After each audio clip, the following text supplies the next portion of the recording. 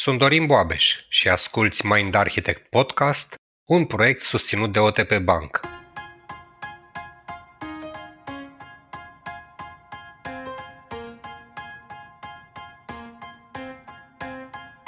Începem cel de-al 5-lea sezon de podcast plin de emoții și de recunoștință pentru toate lucrurile întâmplate până acum și pentru comunitatea adunată în jurul Mind Architect. Avem teme foarte dragi nouă și în acest sezon, dar și vești multe despre ce planuri și surprize aducem în următoarea perioadă. Rămâneți alături de noi până la finalul episodului pentru a afla ce v-am pregătit în sezonul 5, dar și cum ne puteți ajuta să aducem neuroștiința și cunoașterea de sine în toate sălile de clasă din România.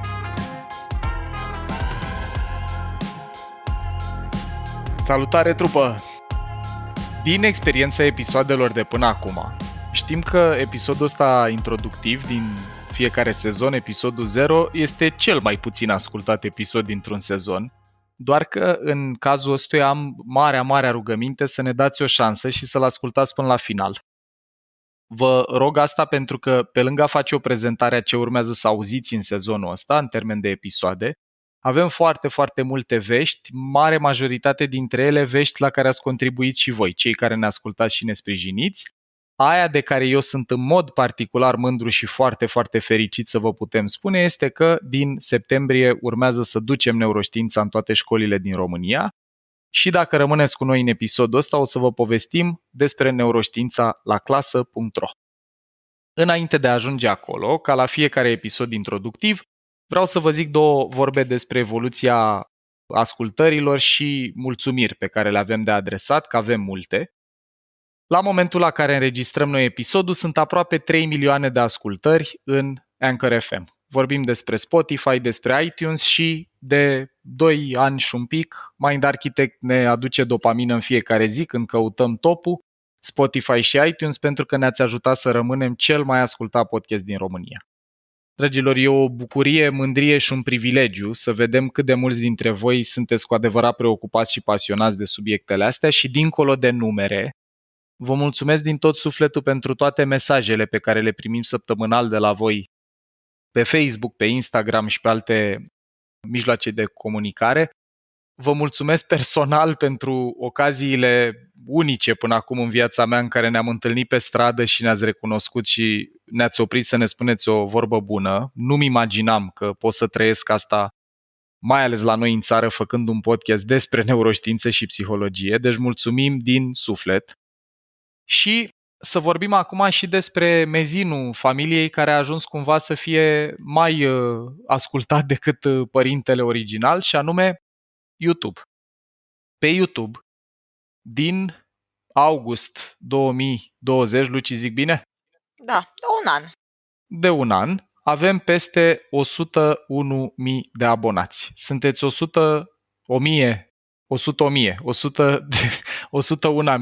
101 dalmațieni. 101 dalmațieni care ne-ați bucurat cu faptul că nu doar ați ascultat unul dintre episoade, dar ați simțit să primiți de la noi de fiecare dată când postăm ceva și vă mulțumim din suflet pentru asta. Și, apropo de mezinul care a depășit maestru, sunt aproape 4 milioane de ascultări. Deci cumulul între canalele Anchor FM și YouTube vorbim despre aproape 7 milioane de descărcări a episoadelor ăstora despre psihologie și neuroștiință. Vă mulțumim din tot suflet. Și eu sunt perfect conștient că informația asta n-ar fi prins aripi în ultimul an dacă n-am fi avut parte de sprijinul unor oameni a căror încredere s-a simțit palpabil în creșterea Mind Architect și aici vreau să transmit câteva mulțumiri personale și anume, vreau să-i mulțumesc foarte mult lui George Buhnici care cu invitația în informații gratis despre lucruri care costă în podcastul lui ne-a ajutat să creștem semnificativ numărul de abonați atât pe YouTube cât și de ascultători în podcast și în egală măsură aș vrea să-i mulțumesc din tot sufletul lui Mihai Morar, care cu cele 2 episoade la care am avut bucuria să fiu invitat în Fain și Simplu, în podcastul lui, care este acolo fratele nostru în topuri când ne uităm. Cred că mesajul ăsta a ajuns numai din acele 2 episoade publicate la Mihai la peste 1 milion de oameni. Mie nu-mi vine să cred în continuare când spun numerele astea, mi se pare dincolo de orice așteptare pe care aș fi avut-o când ne-am apucat de drum. Și aș mai vrea să transmit niște mulțumiri speciale unor oameni care ne-au ajutat să ajungem în alte medii, pentru că până acum am vorbit cu precădere despre online și despre podcasting. Acum aș vrea să mulțumesc în mod particular următoarelor persoane, și anume Florentinei Fântânaru, Teodorei Tompea, Cristinei Seulean, Dragoș Pătraru și Cătălin Măruță, care ne-au ajutat să ducem conversația asta la alt nivel și către un public care poate că are cea mai mare nevoie de genul ăsta de conversație și de prezența asta a informațiilor despre cunoaștere de sine, și anume toți oamenii din România. Vorbim despre publicul mainstream la care ne-au ajutat oamenii de mai sus să ajungem. Vă mulțumesc din suflet dacă ascultați episodul ăsta, înseamnă enorm pentru noi, poate mai mult decât aș putea eu să exprim într-un episod introductiv. Și cu ocazia asta vreau să facem și un pariu așa între oamenii care au avut încredere în noi, între ascultători și între noi. Ambiția noastră e ca până la finalul celui de-al 3-lea an de Mind Architect, vorbim despre noiembrie 2022, să avem câte o descărcare pentru fiecare român. Momentan suntem undeva la 7-8 milioane de ascultări. Ne propunem ca până la finalul anului următor, până în noiembrie 2022, să avem câte o descărcare pentru fiecare român, respectiv românii de acasă și românii de afară, pentru că 20% din publicul Mind Architect ne ascultă din afara României. Vorbim despre 22 de milioane de persoane, 22 de milioane de descărcări. Asta e ambiția noastră. Nu în ultimul rând, vreau să mulțumesc miilor de români care ne ascultă, cum ziceam, din afara țării, pentru că sunt persoane care credem că au nevoie să asculte mai multe lucruri în limba lor. Multe din mesajele pe care le-am primit au fost din registru, mă bucur din suflet că se întâmplă asta și în România sau că avem genul ăsta de conținut și în limba noastră. Pe mine m-a impresionat foarte tare perspectiva asta, pentru că atunci când pleci, limba e totuși una dintre ancorele pe care le ai cu țara ta și mulțumim din suflet și de Călăreț și de Elefant. Când auziți ceva valoros, dragilor, și credeți că merită ascultat de mai mulți oameni, ajutați-ne cu un share în rețeaua unde activați. Nu contează dacă vorbim de social media sau de recomandare făcută la masă, dar fiți alături de noi în a atinge obiectivul ăsta, că ar fi tare frumos să putem spune că în 3 ani am ajuns la 22 de milioane de persoane. Acum, înainte de a trece la veștile proaspete pe care le avem în sezonul 5 și la episoade și la neuroștiința la clasă, mai vreau să adresez o serie de mulțumiri unui public foarte, foarte important, respectiv publicului care ne-a ajutat să rămânem sustenabili și nu doar să continuăm să producem podcastul Mind Architect, dar să și construim un întreg ecosistem în jurul lui. Vorbesc despre cei peste 2800 de oameni, mi se pare incredibil, care de la 1 martie 2021, când am lansat Mind Architect Premium, au ales să ne sprijine munca și efortul cumpărând un abonament. Chit că vorbim de un abonament de test pe o lună, că vorbim de oamenii care ne-au investit poate cu cea mai multă încredere cumpărând un abonament anual, sau de oamenii care mie îmi dau dopamină în fiecare zi, respectiv cei care cumpără un abonament cu plată recurentă lunară.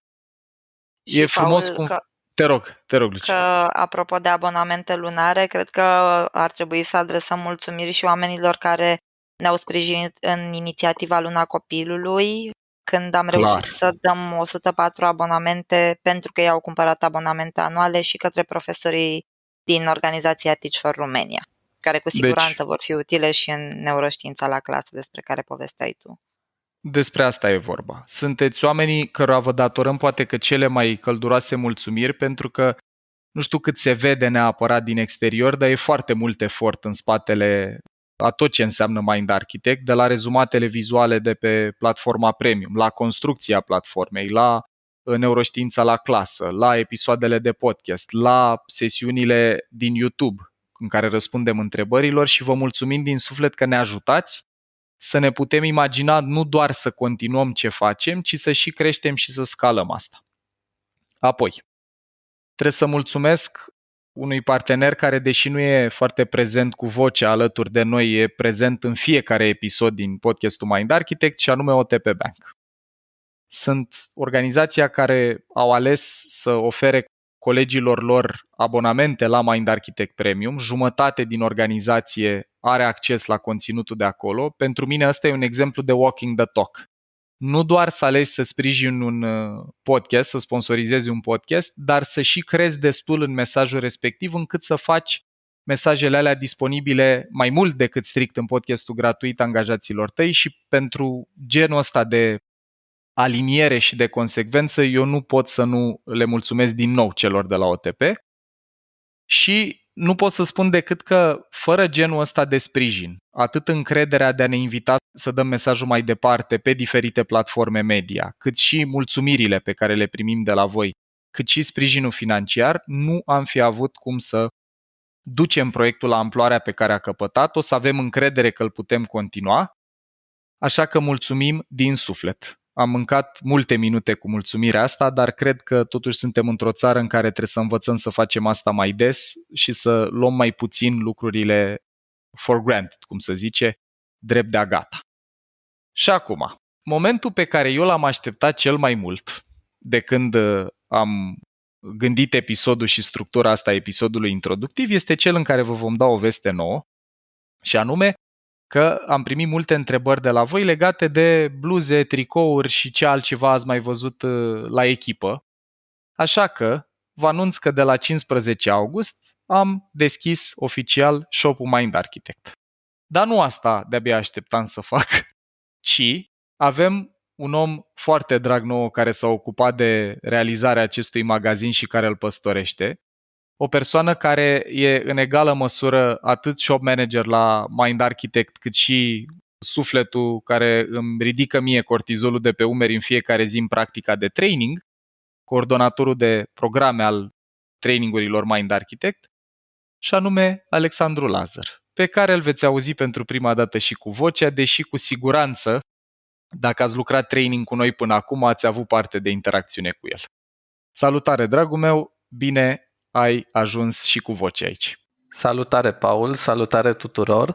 Vă mulțumesc pentru invitație, îți mulțumesc că mi-ai dat ocazia să fac parte din proiectul Mind Architect și să lucrăm la el și să punem pe picioare cât mai multe lucruri. Doar ca să știți, dragilor, Alexandru este omul cu care eu mă întâlnesc la 10 dimineața și cu cafeaua. De care mă despart, cu cafeaua și de care mă despart undeva spre ora 9. Este rivalul Alexandrei în termen de timp petrecut cu mine, da. Așa că cu maxim drag om.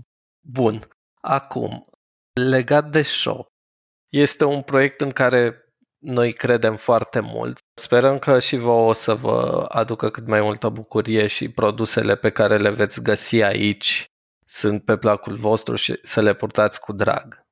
Prima colecție pe care am lansat-o este colecția Mind Architect și de la 15 august pe shop.mindarchitect.ro găsiți produsele noastre. Prima colecție pe care am lansat-o a fost cea de Mind Architect Originals, care are de brand toate produsele noastre cât mai simple, cât mai elegante, logo-ul și atât, de brand, exact. Pentru viitor ne propunem să avem cât mai multe colaborări cu designeri și diferite branduri și să ducem într-o zonă cât mai nișată, ce noi nu putem face foarte bine, alții fac mai bine decât noi și de aceea lucrăm împreună și facem produse care să fie relevante și utile. Acum, Alex, ce găsesc oamenii dacă intră acum în shop? Deci găsesc colecția Originals în care, dragilor, găsiți și hanoracul pe care îl vedeți la mine cel mai des în diferite apariții cu creierul Mind Architect, dar în afară de asta ce mai găsesc? Hanoracele care sunt foarte, foarte căutate, tricourile la fel și în aceeași cheie cu brandul Mind Architect, agendele care și ele sunt foarte populare și... Că tot ne spuneau mulți oameni că ne ascultă și iau notițe. Acum, dacă vreți să aveți o colecție de notițe într-o agendă branduită, sunt unele pe care și eu le folosesc, mi se par foarte faine ca design așa, sunt din lemn, lucru care nu e neapărat cel mai eco-friendly, dar e un feeling cu totul aparte. Scuză-mă, aici vreau să... Sunt chiar eco-friendly, coperta este din bambus, care este foarte sustenabil, deci suntem ok pe partea asta. De aceea Alexandru este shop manager și eu doar le folosesc. Am zis așa, am zis tricourile, am zis bluze, am zis hanorac, am zis agenda. Mai e ceva care merge și la sacou, ce mie îmi place foarte mult. Și pinurile, care și ele sunt foarte, foarte cool. Da, mie astea mi-au plăcut cel mai mult, cred că le port în toate aparițiile TV de care vorbeam mai devreme. Dragilor, eu vreau să vă zic o idee legată de shop, care e dincolo de conținutul pe care îl găsiți în el. Magazinul ăsta nu e doar despre produse și atât, e despre o formă de sprijin pentru proiect și pentru echipă, dar mai ales e despre apartenența la o comunitate cu valori și idealuri comune. Adică, e despre a te plimba prin oraș și a zâmbi când treci pe lângă alt pasionat de călăreți și elefanți și neurochimicale, și o să-l rog pe Alex să ne zică că avem ceva aparte legat de neurochimicale și anume colecția cu Ștefan. Colecția cu Ștefan, cu Hamza, care este bazată pe neurochimicalele fericirii și am vrut să aveți ocazia să purtați ceea ce vă face fericiți și cei de la Hamza au creat un design special pentru fiecare neurochimicală. Noi am ales avem dopamină, așa. Dopamină, endorfină, oxitocină și serotonină, da, exact. Care, la mine, dacă pot să am o părere, mie îmi place cel mai mult dintre astea la cu oxitocina și pe locul 2 serotonină. Sunt preferatele mele. Cred că Alexandra și-ar dori mai multe astfel de neurochimicale în sistemul meu nervos. Așa, mai puțină dopamină și mai mult serotonină și oxitocină. De la social media a făcut o remarcă foarte drăguță zilele trecute când a zis că noi ne-am ales tricourile pentru că fiecare dintre noi, înainte de lansarea colecției, și-a ales câte un tricou pe care vrea să îl poarte.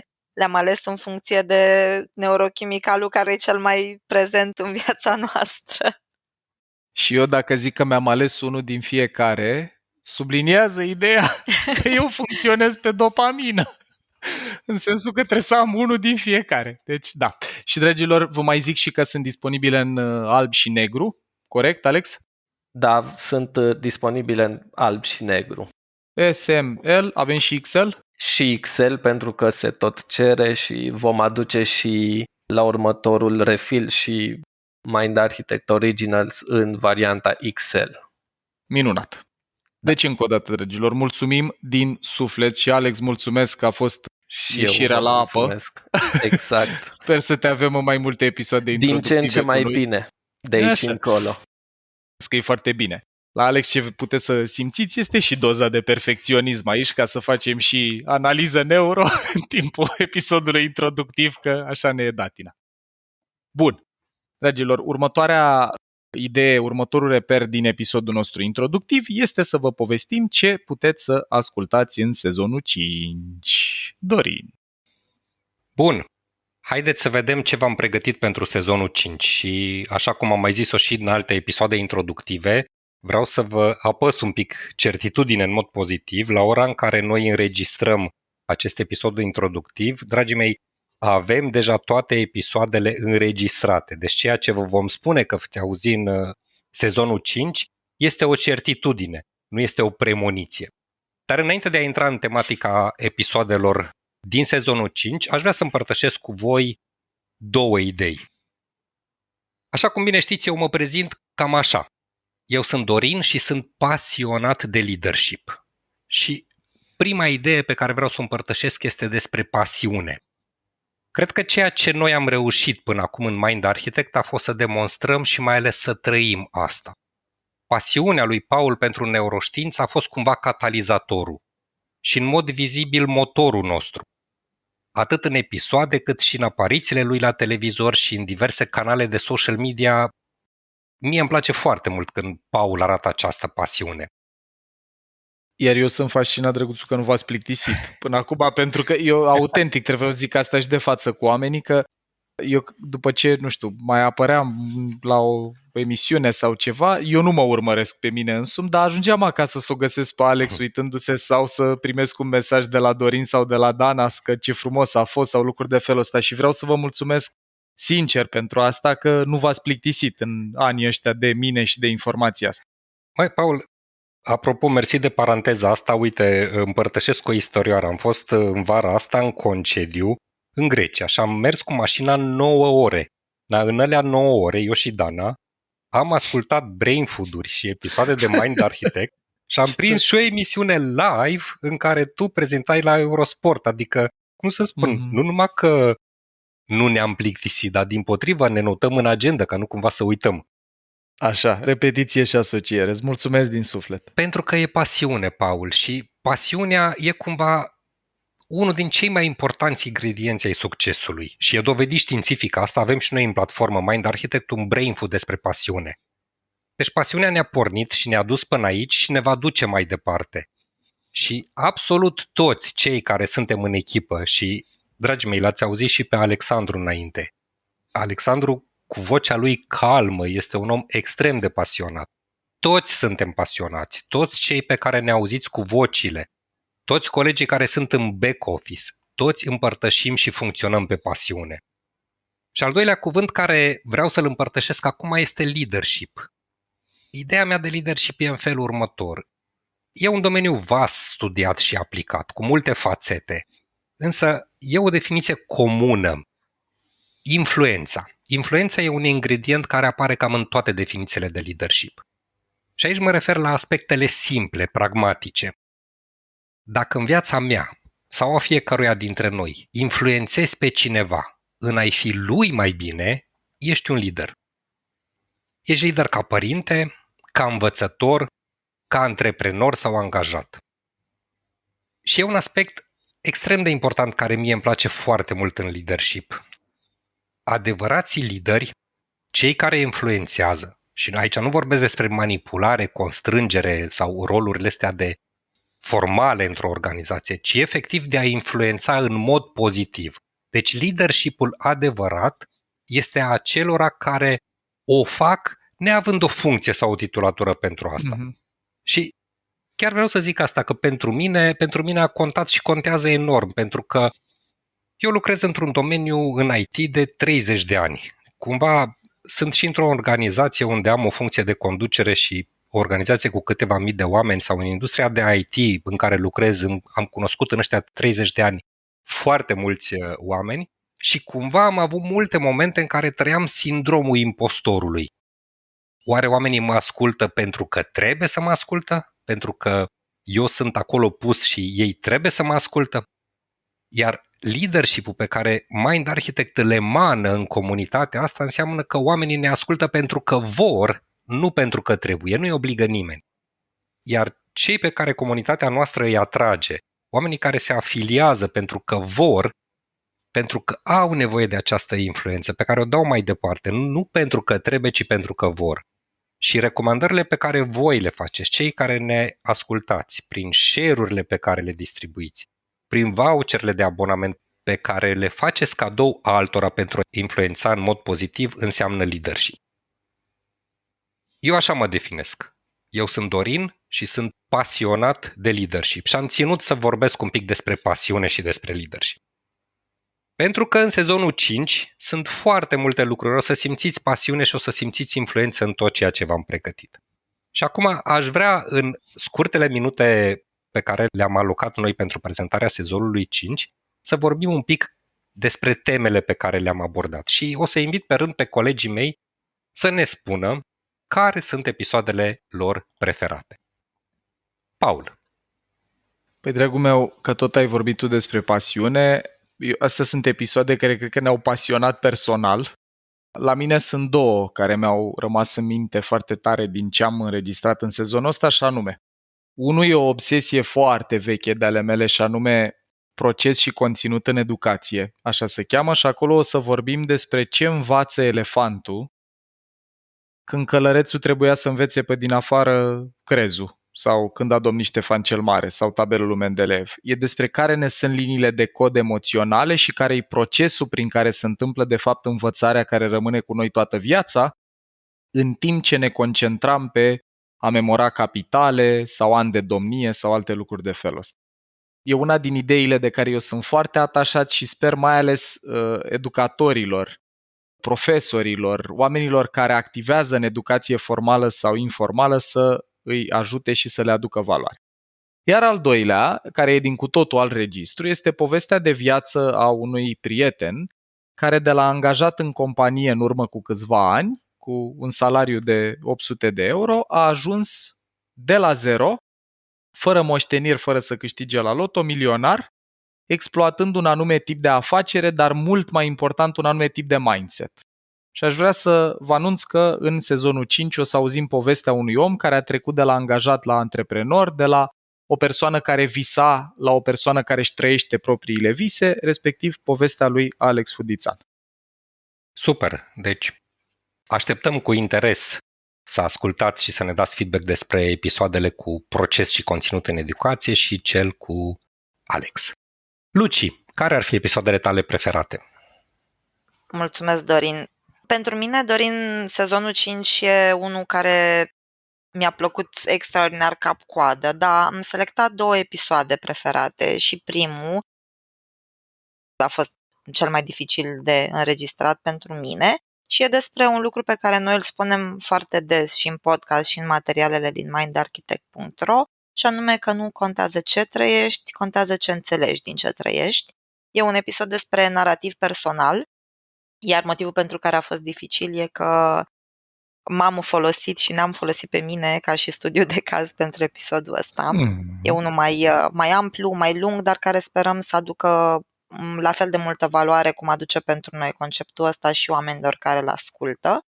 Iar cel de-al doilea e unul în care vorbim despre dezvoltare personală din 2 perspective care aparent se contrazic una pe cealaltă, și anume cea estică și cea vestică, cea spirituală și cea formală, psihoterapeutică, pe care o practicăm noi mai des.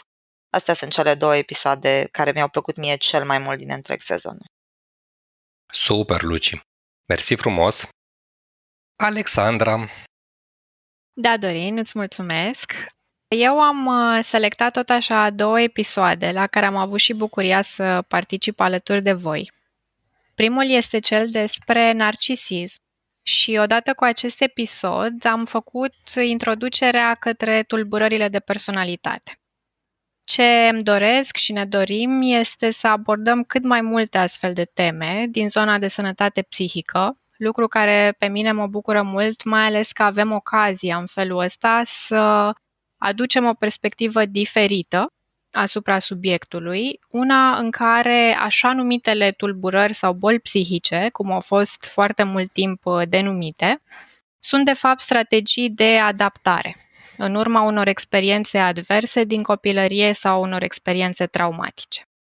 Și vorbim foarte mult despre cauze, despre tipuri de narcisism și, de asemenea, la final oferim recomandări, mai ales că am primit astfel de întrebări din partea comunității noastre.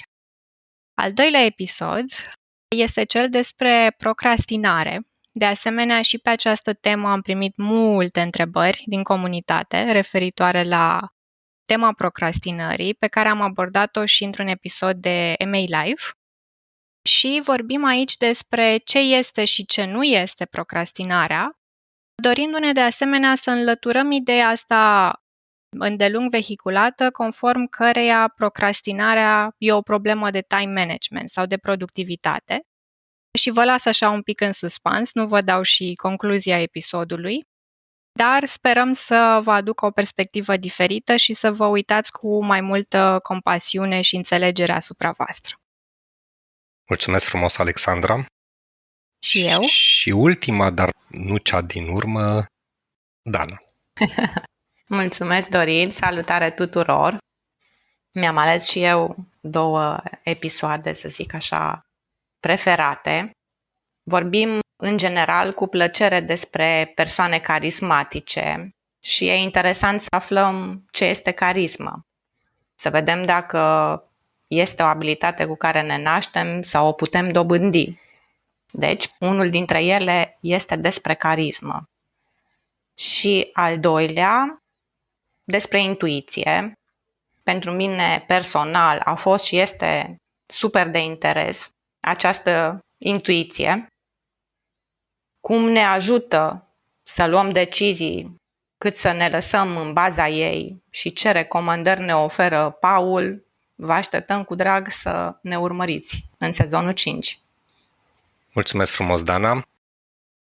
Așa pe încheiere am și eu un episod preferat. Și foarte important. Da, pentru mine a fost un episod pe care l-am așteptat și cumva cred că a fost și contextul în care am văzut destul de mult în zona asta. Este episodul despre burnout pe care noi l-am pregătit pentru voi în sezonul 5. Am avut aici și un debate, așa, să-l numim burnout sau să-l numim prăjire în românește.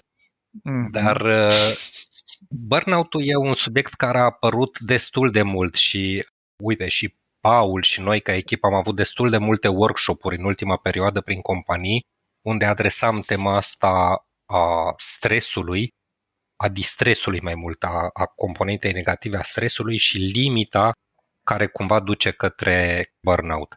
Deci stați pe recepție, ascultați-ne și în episodul despre burnout, puteți afla cum îl putem identifica, cum îl putem trata, cum putem să ne ferim de el, o grămadă de informații, așa cum v-am obișnuit, dovedite științific, cu tips and tricks și cu exemplele noastre personale.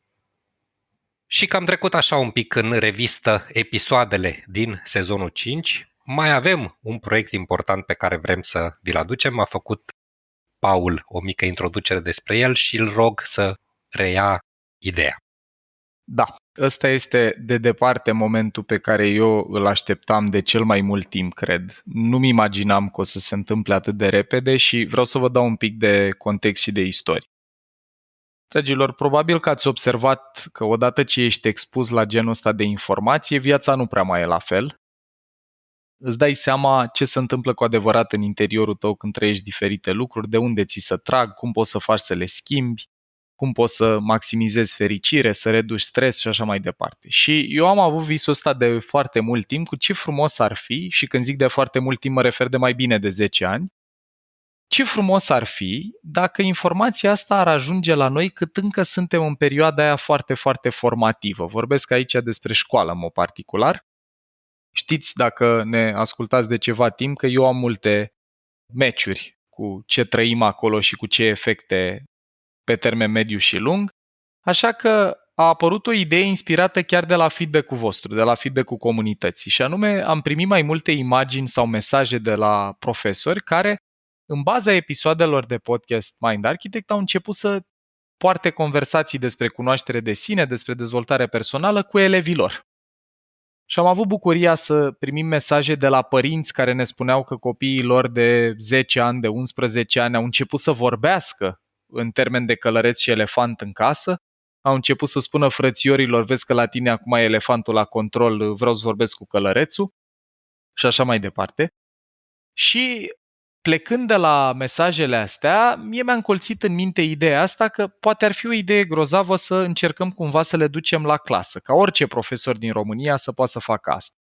Iar în contextul unor emisiuni TV din cele enunțate la începutul episodului, atât la Florentina cât și la Dragoș Pătraru și în alte contexte, am adus în discuție ideea asta de a duce neuroștiința la clasă. Și a fost foarte, foarte mare bucurie atât a mea personală cât și a echipei când am primit un semn cum că Ministerul Educației e deschis să poarte o astfel de conversație cu noi.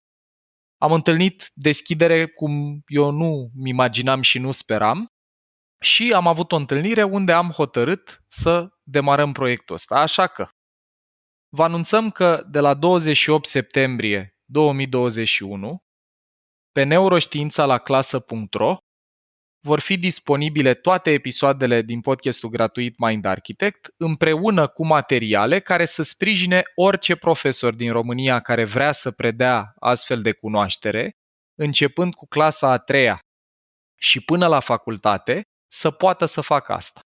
E un proiect de responsabilitate socială în parteneria cu Fundația OTP, care ca în toate momentele de până acum a fost alături de noi, cu Ministerul Educației, căruia n-am cum să nu-i mulțumesc în acest episod introductiv, pentru că e prima dată când eu am simțit că în mediul politic avem un partener de discuție cu care să putem mișca lucruri înainte și ăsta este un proiect fără culoare politică. Nu are nicio legătură cu vreun partid aflat la guvernare, are legătură cu niște oameni care au crezut că genul ăsta de informație merită dusă la copii în momentul în care li se dezvoltă creierul, personalitatea, sistemul de valori și așa mai departe. Iar în proiectul ăsta, cineva care a fost așa pilon în dezvoltarea lui și căruia i s-a îndeplinit o dorință mai devreme poate decât spera, este Luci, care la o întâlnire de echipă de ale noastre de acum ceva timp a spus că ea își dorește să facem mai multe proiecte de responsabilitate socială și să ajutăm mai mulți oameni decât o făceam până atunci, pe modelul cere și ți se va da, dar și ai grijă ce-ți dorești. Pentru că ăsta a fost un proiect... știe chestii concrete, Exact. numai trebuie să-i zici exact ce și când vrei. Noi n-am zis când vrem asta și a venit mai repede decât simțeam că putem duce. Episodul despre burnout a fost inspirat chiar din experiențele noastre personale în ultimele luni. Proiectul se lansează la 28 septembrie, iar discuția a avut loc în vara acestui an, deci noi în câteva luni, împreună cu voluntari de la... Da, ai că spui tu, Luci, cel mai bine, că tu ai fost în contact cu toată trupa care a făcut asta posibil, deci microfonul merge la tine. Îți mulțumesc foarte mult pentru introducere, Paul. 2 luni, ca să fim puțin mai exacti. Acum avem grijă cu universul. Asta, da, exact. Cam asta a fost perioada pe care am avut-o la dispoziție ca să mapăm tot ce înseamnă etapa de pilotare a proiectului, de la dezvoltarea platformei până la gândit conținut, selectarea episoadelor de podcast care ar fi cele mai potrivite pentru a fi lucrate cu copiii în prima fază, gândit toate episoadele și materialele astea pe baza felului în care arată anul școlar la copii, cu câte săptămâni sunt realmente disponibile, la ce clase se pot implementa și așa mai departe.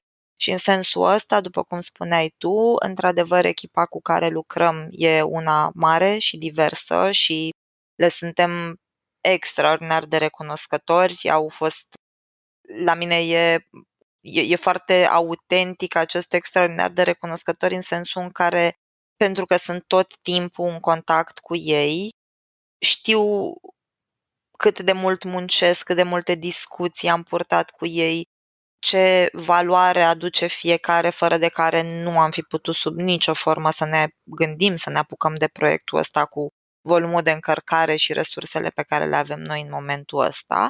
Și echipa e formată practic din 2 organizații care se ocupă de crearea de conținut pentru copiii de liceu, respectiv mediu universitar, și care sunt formați din echipa Fundației OTP și echipa Guide Me, care e o echipă de voluntari care în afara neuroștiința la clasă și înainte să se alăture proiectului ăstuia, ei lucrează cu copii de liceu, orientare profesională. Deci, practic, ei ce fac este să-i ajute pe copiii de liceu să se descopere mai bine pe sine din punct de vedere talente, pasiuni, direcții profesionale, astfel încât să poată să meargă într-o direcție mai conștientă.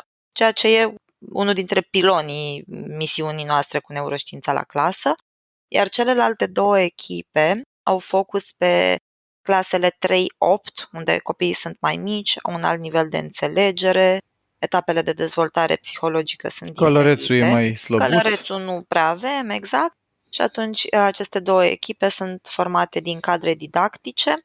O echipă e cea care vine din partea Teach for Romania, o organizație cu care nouă ne e foarte, foarte drag să lucrăm și la care ținem foarte mult și în ceea ce privește misiunea pe care o au ei de a ajuta copiii din medii defavorizate să aibă acces la o formă de educație sau un tip de predare care să-i ajute să învețe mai bine și mai conștient, iar cea de-a 2-a echipă, care e compusă și din consilieri școlari, e echipa Aletea, o școală privată care ni s-a alăturat în demersul ăsta pentru că ei având foarte mulți consilieri în școală, mult mai mulți decât sunt disponibili în sistemul de învățământ de stat, adică în Aletea sunt 5 consilieri la 300 de copii, în sistemul de învățământ de stat avem un consilier la 800 de copii, deci diferența e destul de mare și atunci ei s-au alăturat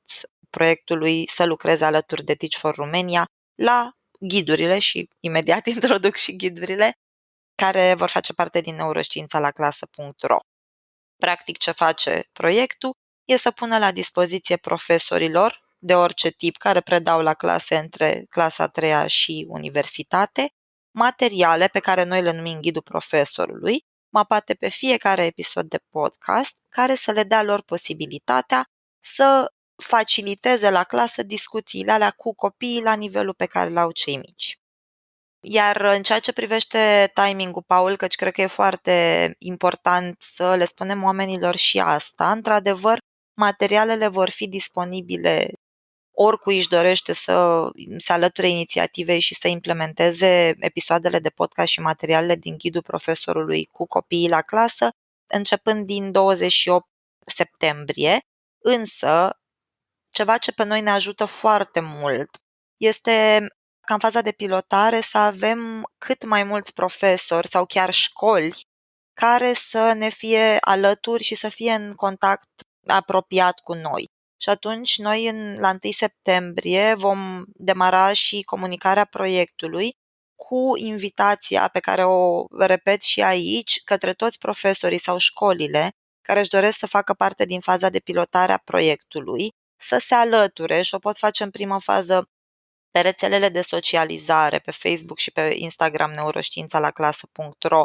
care sunt în momentul ăsta în care e lansat episodul de podcast, sunt live de 3 zile și totodată oricând își doresc prin a scrie un mail către mine la luciana@mindarchitect.ro, pentru că inputul lor o să ne ajute foarte mult în primul semestru. O să avem nevoie ca ei, pe măsură ce lucrează materialele cu copiii la clasă, să ne spună ce rezultate observă, ce dificultăți poate întâmpină cu cei mici, astfel încât proiectul să poată să fie scalat în etapa următoare și dus către un număr și mai mare de oameni, pe măsură ce sperăm noi o să crească bulgărele ăsta și o să înceapă să fie tot mai mulți profesori care folosesc materialele de pe neuroștiința la clasă.ro. Cam asta e pe scurt, Paul, pe relativ scurt. Da, pentru mine e un început așa, un foc de tabără la care visez, cum ziceam, de foarte mult timp. Dragilor, dacă ați rămas cu noi până la finalul acestui episod, vă rugăm din tot sufletul, dacă vreți să vedeți genul ăsta de inițiative, dacă vedeți valoare în genul ăsta de cunoaștere și credeți că ar fi fost grozav să fi știut lucrurile pe care le ascultați în Mind Architect încă din ciclu primar, din gimnaziu, hai măcar în liceu sau facultate, vă rugăm din suflet, ajutați-ne cu un share la www.neuroștiințalaclasă.ro și hai împreună să facem cunoștință tuturor elevilor și studenților din România cu călărețul și elefantul din fiecare dintre noi. Ar fi cel mai frumos lucru să trăim într-o țară în care oamenii de la vârste cât mai fragede și cât mai devreme în dezvoltarea lor psihologică să poată să facă uz de uneltele astea. Și ultima idee, înainte de încheiere, este ceva ce eu nu obișnuiesc să fac, dar e important cumva să înțelegem că lucrurile astea consumă foarte mult timp și energie și resurse, așa că pentru a ne ajuta să rămânem sustenabili, vă rugăm din suflet, poate faceți cuiva drag cadou un abonament la ecosistemul premium sau dacă lucrați într-o organizație care are deschidere față de genul ăsta de lucruri, poate informați pe colegii din HR că există și oportunitatea să aducă Mind Architect Premium în organizație ca beneficiu pentru angajații organizației. Pentru noi, dorința și visul ca echipă e să rămânem în continuare sustenabili și să putem să creștem impactul acestor proiecte. Interesul vostru, prezența, atenția, share-urile, mulțumirile, încurajările ne dau clar sentimentul că e loc să crească genul ăsta de mișcare și de inițiativă în România. Odată cu shop-ul Avem și niște elemente după care ne putem identifica pe stradă unii pe ceilalți, nu doar în digital, ci poate după agenda de la cafenea în care luam notițe, poate după un hanorac cu logo Mind Architect. Și așteptăm cu mare, mare drag și interes orice feedback din partea voastră legat de cum ne putem face misiunea asta de a împrieteni călărețul și elefantul cu fiecare român cât mai bine. Vă mulțumim și să aveți un sezon 5 care să vă aducă valoare, care să bucure elefantul și să lumineze călărețul.